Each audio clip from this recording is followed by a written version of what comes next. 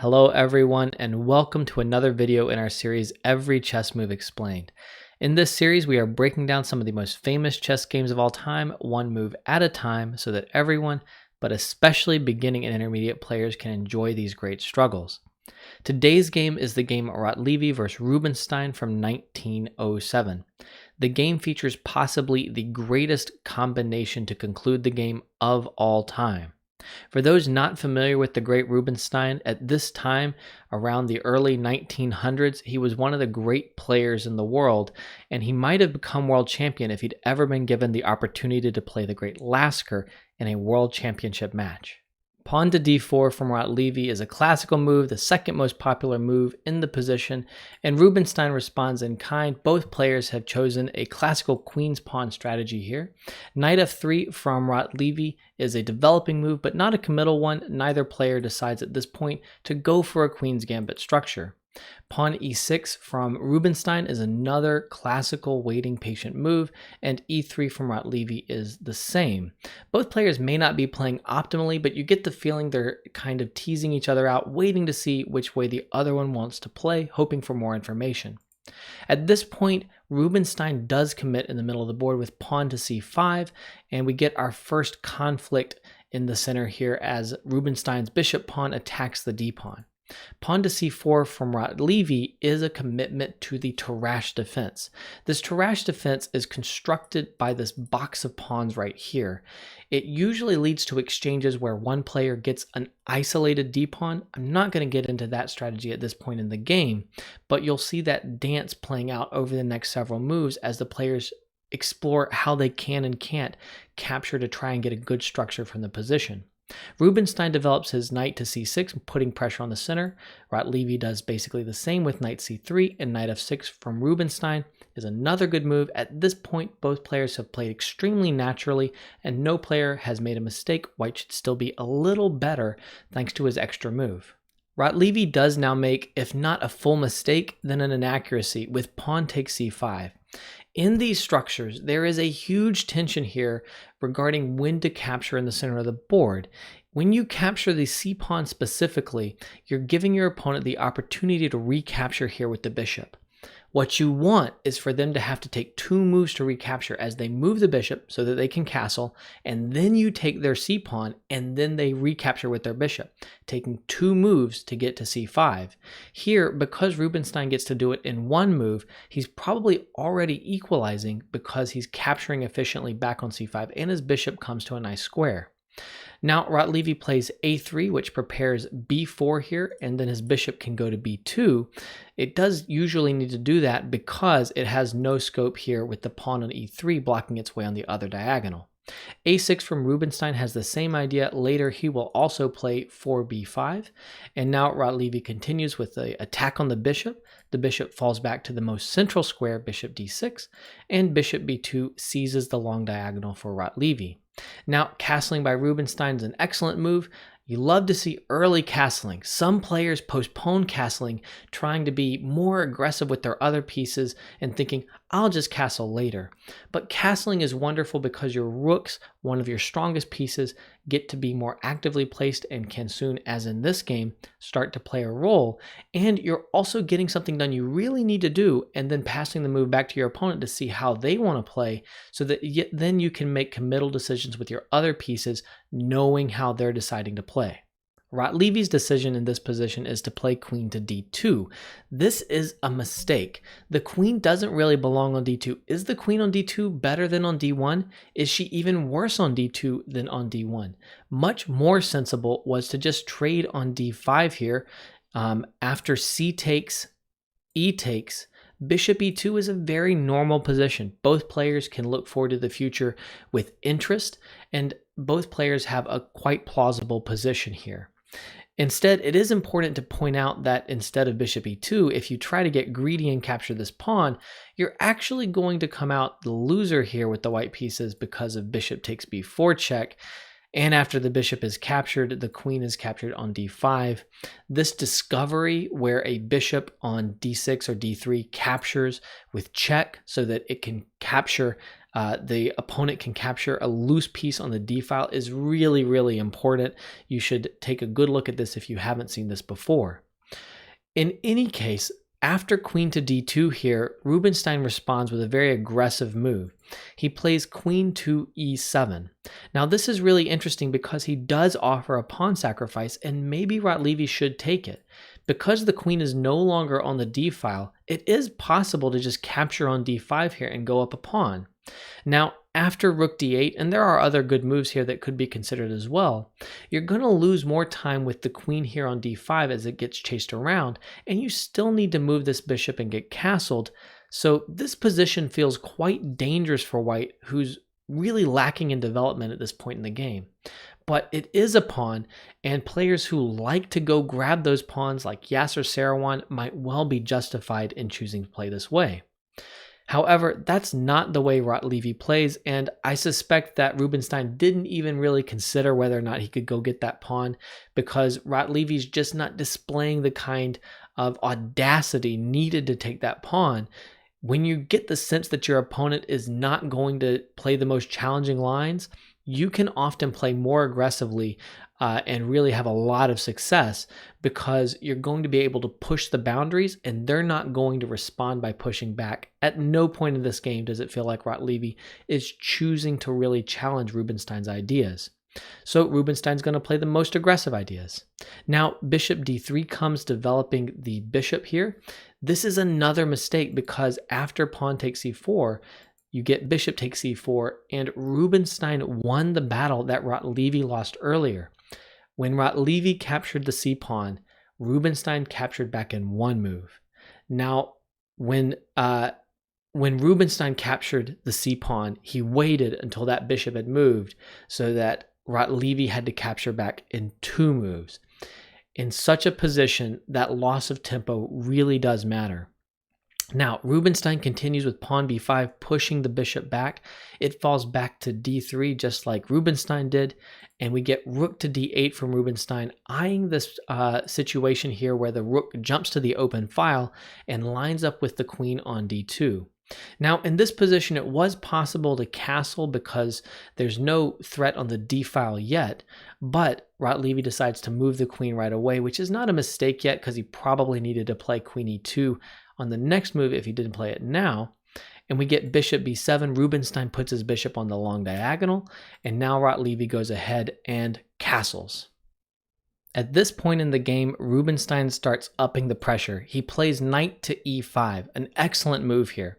Because of the pressure here on f3 and on d3, there's not really a choice for Rotlewi. He must capture on e5, but after the bishop recaptures here, both bishops are actually controlling their respective long diagonals, so the exchange of the knight on c6 has done a wonderful job freeing them. Also, the rook on d8 no longer has a bishop in the way. At this point, the situation is starting to feel dire for Rotlewi, but he must just defend passively. After rook to d1, rook c8 developing and attacking c3, rook to c1 from Rotlewi, every piece that Rubinstein has is better than the white counterpart. However, there's no clear win here, and the position is symmetrical, so it's hard to figure out what to do from here if you're playing the black pieces. In any case, there's nothing better, so Rotlewi needed to go for this and just challenge Rubinstein and say, all right, how do you beat me from this position? I know that you're better. Everyone can see it, but where's the win? Instead, after bishop takes e5, we see pawn to f4 from Rotlewi. This is a big mistake. It softens so many squares, and it's a great example of how when you push a pawn, often you wish you could pull it back, but pawns don't retreat. Your decisions when you push pawns like pawn f4 are so committal. This one reminds me a lot of Larsen vs. Spassky from 1970. We actually looked at it just prior to this in the series, and in that game too, Larsen just had to play passively, and he didn't. He lashed out a little bit with pawn to f4. In both of these games, the move pawn to f4 is softening the light squares where maybe a knight might jump. Hint, hint, a little bit of foreshadowing there that also came up in the Larsen vs. Spassky game. Also, these dark squares, including e3 and d2, become weak in both this game and the Larsen versus Spassky game. Be sure to look at the variations in that game to see some very similar kinds of tactics as what's going to happen here. All of these problems basically mean that after the bishop falls back here, we're going to see a lot of pressure coming from the bishop on b6 and some knight hops to put more pressure on the newly softened squares right here. Now, after f4, bishop c7, that retreating bishop move, we get pawn to e4 from Rotlewi, again expanding in the center. At least with this pawn move, you are blockading this bishop a little bit, but it's still pushing pawns in a situation where your opponent is getting more access to squares. Rook c8 from Rubinstein is a lovely move in my opinion. After the rook comes to c8, all of Rubinstein's pieces are developed. And now we get pawn to e5 from Rotlewi. This opens this diagonal back up, and this can only be explained by saying that Rotlewi must have missed the coming tactics. We get bishop to b6 check, and the only way to avoid losing material is to just move the king over with king to h1. At this point in the game, if Rubinstein had not played incisively and had played something natural like knight d5, then after knight e4, we're again in a position where Rubinstein must be better, but where's the win? It's hard to find one. And this would have justified the advance of the e-pawn and the f-pawn to some extent because Rotlewi would have gotten a good square on e4 for his pieces and would have, through the presence of that strong knight, shut down this bishop a little bit. However, that's not what's happening. Rubinstein senses an opportunity here and he strikes. Knight to g4. Again, this calls to mind Larsen versus Spassky from 1970, but in this case, the move is a little bit more spectacular, and the tactics here are, are quite different in nature than in that game. The weakened squares from the advance of the f-pawn, though, really do feel very similar to that game. After knight g4 here, there are a number of choices for Rotlewi. Let's take a moment to consider each of them. You can start here with queen takes g4, but the point is that rook takes d3 is just an exchange that works out fantastically for Rubinstein because he's now attacking c3, and if you defend it, then you get into the second rank. You're hitting this undefended bishop right here, and you're hitting g2 with the rook and the bishop. This is just lights out. The game is over. A seeming improvement here is to try capturing on h7 here, bishop takes h7, because after king takes, queen takes g4, you've got the same exchange. You're getting the knight on g4 and losing your bishop on d3, but you did win the h7 pawn and you exposed the black king. It just doesn't matter though, because again, black gets into the second rank. You hit here, and you win the game. Finally, after knight g4, you could try pawn h3 here. h3 tries to get the knight to leave, but now the strongest move is rook takes d3. This is a really nice move, hard to spot. There are other wins available. Now when the queen captures, queen h4 is a great move. You're trying to just take on h3, and because of the pin on the long diagonal, that'll be checkmate. The queen's only square to defend h3 is d3, so after pretty much any move, you just play your rook to d8 next turn, you attack the queen and say, hey, how are you going to continue to defend h3? And the answer is you can't, and I'm going to get there, and it's going to be checkmate. Very, very nice. Because none of these variations are working, Rotlewi tries bishop to e4 in this position, trying his best to shut down this diagonal right here. Rubinstein jumps in here with queen to h4. I'll mention that knight takes h2 was also really cool, but queen to h4 leads to the finish in the game and is also winning, so we're really glad that queen h4 is what happened. After queen h4, you can only defend the mate on h2 efficiently with pawn to h3 or pawn to g3. g3 was played in the game, so let's look at h3 first. After h3 here, the finish is rook takes c3. This is an attempt to remove the knight that is defending e4 here. Now, you have a couple of captures. If you capture with the bishop on c3, then we simply have bishop takes e4, and when the queen captures on g4, also we'll look at e4 in a moment, you can simply trade, and then you jump in here with a hilarious double attack. If the bishop moves, then rook h3 is mate, and if you just let it get captured, then black is up a winning amount of material. After rook takes c3, there's also the possibility of capturing on b7, but here you get rook takes h3, it's just a forced mate, pawn takes, queen takes. Notice the king can never go to g1, that square is under control from the bishop, so after the block, queen takes is checkmate. Very, very nice stuff. So, jumping back, after queen to h4, we're going to see g3. Rotlewi's choice allows Rubinstein probably the most famous combination of all time. If you've not seen this before, or even if you have and you don't remember all the details, try to pause the video and figure out if you can calculate this amazing combination. So at this point, the winning move here is rook takes c3. After rook takes c3, you have a number of captures available. We're going to look at each of them. First off, if you just capture the rook, the point is that bishop takes e4, now no longer defended by the knight because you just eliminated the knight, is forcing white into a position where he cannot defend h2 after the capture on e4 or blocks. You're going to capture on h2 and it's just checkmate. Alternatively, after rook takes c3, if you capture on b7 here, that undefended bishop, then here rook takes g3 is winning. The h-pawn can't capture the rook because it's pinned, and the easiest win here is just to play the rook over to h3 and then to take on h2, and that will basically end the game. So after rook takes c3, the big question is, what happens when you capture the queen? And that is what's played. Pawn takes h4. Now, again, you can pause your video if you want to try and figure out what came next. The brilliant move that Rubinstein played was rook to d2. This is the best move in the game. We just sacrificed the queen and our rook and our bishop, and we now offer another rook sacrifice just to disrupt the coordination in the white camp. Again, white has a number of captures, so let's look at each of them. First off, if the queen runs and tries to capture here on g4, then bishop takes e4 check is death on the long diagonal here.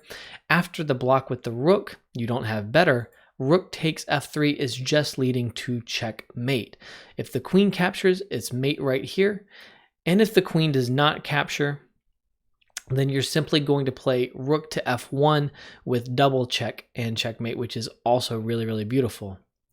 So after rook d2, you can also try bishop takes c3 here. There are enough hanging pieces that it seems like this could work for a moment, but the fastest win here is bishop takes e4 check, again, crushing on the long diagonal, and if the queen recaptures or if the rook blocks, you're eventually getting into h2 here, and again it's checkmate. The king does not have g1 because of the bishop, and the knight is perfectly poised to defend the rook for this beautiful checkmate. So after rook d2, the last question is, why not take the rook?